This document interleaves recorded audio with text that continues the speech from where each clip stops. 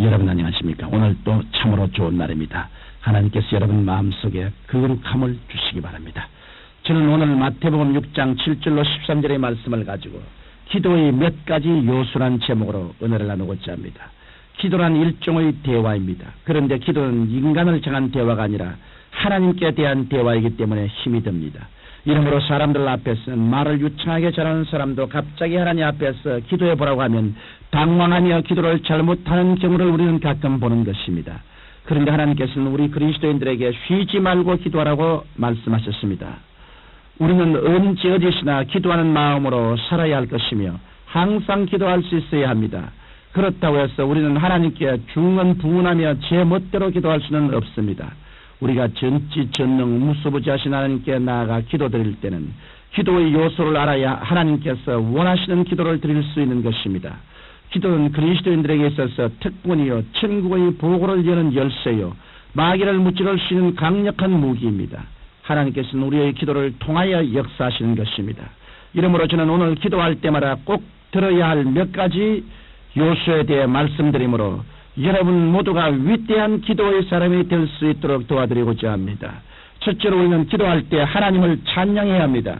성경 시편 22편 3절에는 이스라엘의 찬송 중에 거하시는 주여 주는 거룩하신 이라고 말씀하고 있습니다. 하나님께서는 찬양을 향기로 삼으시고 그 찬송 중에 거하시는 분이십니다. 이 때문에 우리가 하나님의 임재를 체험하기 위해서는 하나님께 찬양해야 하는 것입니다. 우리가 하나님을 찬양할 때는 먼저 만유의 창조주 되신 하나님을 찬양해야 합니다. 하나님께서는 우주 만물을 창조하셨습니다. 은구슬 금구슬을 뿌려놓은 것 같은 밤하늘의 별들, 푸른 산과 계곡, 넓은 들과 망망대해 아름다운 꽃과 풍성한 곡식 및 과일, 이 모든 것은 하나님의 위대한 솜씨입니다. 이러므로 피조물 우리는 먼저 창조주 되신 하나님의 은혜를 감사하며 찬양해야 하는 것입니다. 나아가서 우리는 우리를 구원해 주신 하나님의 그 사랑을 찬양해야 합니다. 죄를 짓고 멸망할 수밖에 없는 우리를 구원하시기 위해 독생자 예수 그리스도를 이 땅에 보내시고 십자가에서 죽게 하신 하나님의 사랑을 깊이 찬양해야 하는 것입니다. 또한 우리는 항상 우리를 돌보아 주시는 아버지 하나님의 그 자애로우심을 찬양해야 합니다. 창조주요 구속주이신 하나님께서는 바로 우리들의 좋으신 아버지가 되십니다. 이러므로 우리는 우리의 아버지 하나님의 그 모든 자애로우심에 감사하며 찬양해야 하는 것입니다. 이와 같이 우리가 하나님의 그 위대한 창조와 그 사랑의 구속과 아버지 되신 하나님의 자애로우심을 찬양할 때 하나님께서는 우리 가운데 임재하셔서 우리의 기도를 들으시고 마음의 소원을 이루어 주시는 것입니다. 둘째로 우리는 기도할 때 회개의 기도를 해야 합니다. 예수님의 비유에 보면 세리와 바리새인의 기도가 있습니다. 세리와 바리새인이 기도를 하는데 세리는 감히 하나님께 고개를 들지 못하고 가슴을 치며 하나님이여 불쌍히 여기소서 나는 죄인이로소이다라고 기도했습니다. 그런데 바리새인은 하나님이여 나는 다른 사람들 곧 호색 불의 간음을 하는 자들과 같지 아니하고 이 세리와도 같지 아니함을 감사나이다. 나는 일에 2번씩 금식하고 또 소득의 11조를 드리나이다라고 기도했던 것입니다. 예수님께서는 이 비유 끝에 세리는 바리새인보다 이롭다 하심을 받고 성전을 내려갔느니라고 말씀하셨습니다. 이와 하나님께서는 회개하는 사람을 원하십니다. 이 세상에 사는 사람은 누구나 나는 회개할 것이 없다라고 말할 수 없습니다. 이 세상에 행함으로 이롭다함을 받을 사람은 하나도 없는 것입니다. 그 때문에 우리는 하나님 앞에 설 때마다 회개해야 합니다. 성경은 만일 우리가 우리 죄를 자백하면 저는 미쁘시고 이로우사 우리 죄를 사하시며 모든 불의에서 우리를 깨끗게 하실 것이라고 말씀하셨습니다. 우리가 회개할 때 하나님과 우리 사이를 가로막은 죄악의 담은 허물어지고 하나님께서는 우리의 기도를 들어주시는 것입니다. 셋째로 우리는 하나님 앞에 우리의 소원을 간절히 구해야 합니다. 우리가 찬양하고 회개하시면 그것으로 기도가 끝난 것이 아닙니다. 그 다음에는 축복을 구하고 소원을 아뢰어야 하는 것입니다. 여러분 중에는 혹시 안 구해도 하나님께서 우리의 사정을 다 아시고 축복해 주실 텐데 라고 생각하는 분이 있을지 모르겠습니다.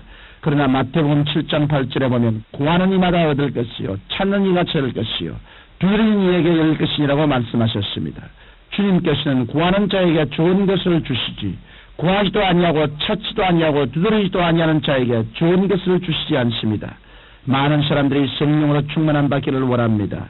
그러나 진실로 성령의 충만 받기를 원한다면 갈급한 마음을 갖고 하나님께 뜨겁게 간구해야 할 것입니다. 하나님께 기도할 때는 열렬한 마음으로 간구해야지 그저 스쳐가는 바람처럼 하나님 주시고 싶은 주시고 그렇지 않으면 안 주시도 조심더라고 산다면 결코 하나님의 응답을 받을 수 없습니다. 오늘날 그리스도인들이 하나님께 응답을 받지 못하는 이유 중 하나는 하나님께 목숨을 건 간절한 기도를 하지 않기 때문인 것입니다. 이러므로 한두 번 구하고 나서 하나님의 응답이 없다고 낙심하여 포기하면 안 됩니다. 여러분이 불태신의 인내를 갖고 뜨거운 정열로 기도할 때 하나님께서는 여러분의 소원을 좋은 것으로 만족하게 해주시는 것입니다. 넷째로 우리는 기도할 때 하나님께 감사를 드려야 합니다. 성경 시편 50편 23절에는 감사로 제사를 드리는 자가 나를 영화롭게 하나니 그 행위를 옳게 하는 자에게 내가 하나님의 구원을 보이리라고 말씀하셨습니다. 하나님의 구원과 감사는 서로 연결되어 있습니다. 우리가 감사의 사닥다리를 하늘로 향해 올려보내면 하나님께서는 그 사닥다리를 통해 기도 응답을 해주시고 구원의恩총을 베풀어 주시는 것입니다. 이러므로 우리는 기도드릴 때 하나님께 응답해 주심을 믿고 감사를 드려야 합니다. 예수님께서는 무릇 있는 자는 받아 능력하게 되고 무릇 없는 자는 그 있는 것도 빼앗기라고 말씀하셨습니다. 이러므로 우리는 아주 작은 일에도 하나님께 감사해야 합니다. 우리가 작은 일에 감사하면 하나님께서 이것을 가지시고 30배, 60배, 100배로 더 축복해 주시는 것입니다. 또한 우리는 역경에서 절망을 느낄수록 감사할 줄 알아야 합니다. 우리가 아주 어려운 고비에 처하거나 절망의 벽에 처했을 때 우리가 할 수 있는 최선의 것은 감사입니다. 그래서 우리가 하나님 저는 어떻게 해야 하는지 모르겠습니다. 왜 이런 역경이 다가오고 이런 고난에 처하게 되는 것을 알 수 없습니다. 그러나 성경에 하나님을 사랑하는 자 곧 그 뜻대로 부르심을 입은 자들에게는 모든 일이 합력하여 선을 이룰 것이라고 말씀했으므로 이 말씀을 믿고 주님께 감사의 기도를 드립니다라고 기도할 때 우리의 마음도 긍정적이 되고 이를 통해서 하나님의 능력이 우리에게 나타나게 되는 것입니다. 청취자 여러분, 기도는 예수님을 믿고 성령으로 거듭난 사람이면 누구나 하나님께 드릴 수 있습니다. 그러나 믿음이 성장해가면 무조건 주시옵소서라고 간청하는 기도에서 좀 더 폭이 넓고 깊이 있는 기도를 드려야 하는 것입니다. 이러므로 여러분은 기도할 때 먼저 하나님을 찬양하고 하나님 앞에 자신을 살펴 회개하고 자복하며 구하는 모든 것을 감사함으로 아뢰는 기도를 드리십시오. 그럴 때 여러분의 기도는 하나도 땅에 떨어짐이 없이 모두 다 하늘에 상달되고 여러분의 생애는 하나님의 영광으로 가득 차게 될 것입니다.